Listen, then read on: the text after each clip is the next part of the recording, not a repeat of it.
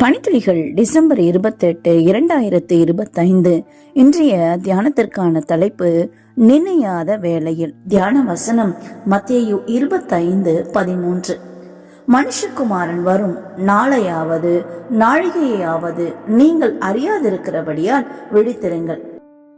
தேவ ஊழியர் போதகர் T.L. மூடி அவர்கள் தன் வாழ்க்கையில ஏற்பட்ட மிகப்பெரிய தவறு என்று ஒரு சம்பவத்தை விவரிக்கிறார். 1871 அக்டோபர் மாதம் 8 போதகர் T.L. மூடி சிகாகோவில் மிகப்பெரிய கூட்டத்திற்கு முன்னால செய்தியை கொடுத்து கொண்டிருந்தார். அன்று அவர் பேசிய வசனம், பிலாத்து மறுபடியும் அவர்களை நோக்கி, அப்படியானால் யூதருடைய ராஜாவென்று நீங்கள் சொல்லுகிறவனே நான் என்ன செய்ய வேண்டும் என்று கேட்டான். மார்க்கு 15:12 என்பதாகும். மூடி அவர்கள் முடிப்பதற்கு முன்பாக அடுத்த வாரம் நாம் கிறிஸ்துவின் சிலுவையை குறித்து தியானிக்க போகிறோம். அந்த சமயத்துல நான் உங்களை கேட்பேன், இயேசுவை நீங்கள் என்ன செய்ய போகிறீர்கள் என்று, அதற்காக தயாராக வாருங்கள் என்று சொல்லி செபித்து அனுப்பிவிட்டார்.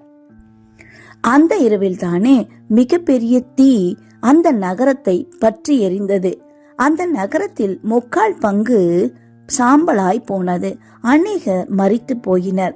அன்றிலிருந்து நான் எந்த ஆத்துமாவுக்கும் ரட்சிப்படைய 1 வார தவணை கொடுப்பதில்லை என்று மூடியவர்கள் நடுக்கத்தோடு சொன்னார்கள்.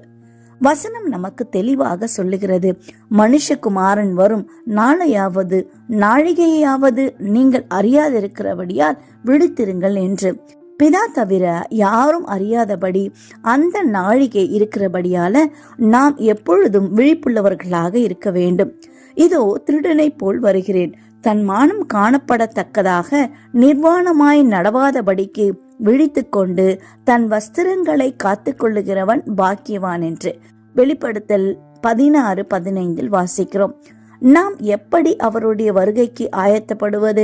இயேசு கிறிஸ்துவின் இரத்தத்தால் கழுவப்பட்டு பாவத்திலிருந்து மீட்டு கொள்ளப்பட்டு கிறிஸ்துவை சொந்த இரட்சகராக ஏற்றுக்கொண்டவர்கள் பிதா, குமாரன், பரிசுத்த ஆவியின் நாமத்தில் ஞானஸ்தானம் பெற்று அவருடைய நீதி என்னும் வெண்வஸ்திரத்தை தரித்து கொண்டவர்களாக பரிசுத்த ஆவியானவருடைய அபிஷேகத்தை பெற்று வேத சத்தியங்களை வாழ்க்கையின் விளக்காக கொண்டு இனி வாழ்வது நான் அல்ல, என்னில் வாழ்வது கிறிஸ்துவே என்ற வெற்றியின் ஜீவியம் செய்பவர்களே.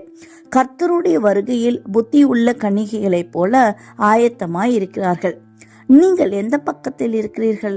தேவனை சந்திக்க ஆயத்தம் என்றால் எப்பொழுதும் விழித்திருங்கள், உண்மையாய் வாழுங்கள், நன்மையை செய்யுங்கள்.